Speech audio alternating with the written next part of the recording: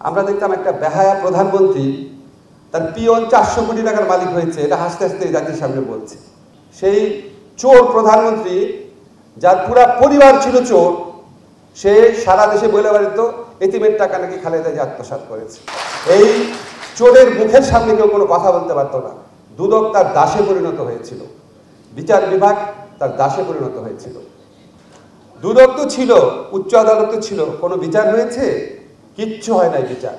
বিচার কার হতো? খালেদা জিয়ার বিচার। 3 কোটি টাকা ব্যাংকে থেকে 6 কোটি টাকা হয়েছে, ওই টাকা কেউ টাচ করে নাই। সেই জন্য 3 বারের সাবেক প্রধানমন্ত্রীকে 10 বছরের জেল দিয়ে দিয়েছে এই দেশের দুদক বিচার বিভাগ মিলে। আওয়ামী লীগের কোনো নেতার সাথে দেখা হলে বলতো আপা তো আসলে কিছু করতে পারে না ওনার ছোট বোনের জন্য।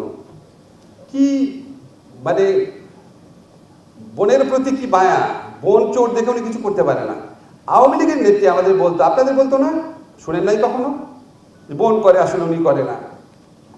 আমরা বিভিন্ন জায়গায় আড্ডায় শুনতাম শেখ হাসিনার ক্যাশিয়ার কি, রেহানার ক্যাশিয়ার কি, সালমান কার ক্যাশিয়ার, জয়ের টাকা কার মাধ্যমে যায়, পলক কার টাকা রাখে। শুনতেন না? শুনেন নাই? কেউ আছেন একজন শুনেন নাই? আছেন? একজনও আছেন যে শুনেন নাই? দুদক তো ছিল, উচ্চ আদালত ছিল, কোনো বিচার হয়েছে? কিচ্ছু হয় নাই। বিচার কার হতো? খালেদা জিয়ার বিচার। 3 কোটি টাকা একটা জায়গায় রেখেছে প্রক্রিয়াগত ভুলের জন্য। একটা টাকা সেখান থেকে কেউ আত্মসাৎ করে নাই। আত্মসাৎ মানে ভোগ করা করেছিল। 3 কোটি টাকা ব্যাংকে থেকে 6 কোটি টাকা হয়েছে, ওই টাকা কেউ টাচ করে নাই। সেই জন্য 3 বারের সাবেক প্রধানমন্ত্রীকে 10 বছরের জেল দিয়ে দিয়েছে এই দেশের দুদক বিচার বিভাগ মিলে। আর সেই চোর প্রধানমন্ত্রী, যার পুরা পরিবার ছিল চোর, সে সারা দেশে বলে বেড়াতো এতিমের টাকা নাকি খালেদা জিয়া আত্মসাৎ করেছে। এই চোরের মুখের সামনে কেউ কোনো কথা বলতে পারতো না। দুদক তার দাসে পরিণত হয়েছিল, বিচার বিভাগ তার দাসে পরিণত হয়েছিল।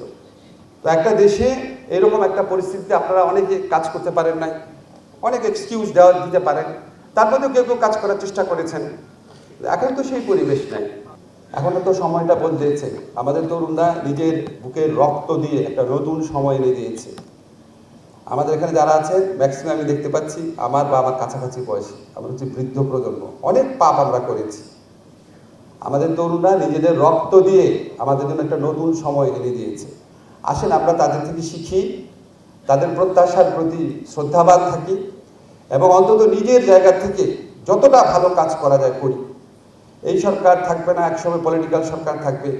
পলিটিক্যাল চাপ থাকলে যতটা পারা যায় সেটাকে এড়ানোর চেষ্টা করি।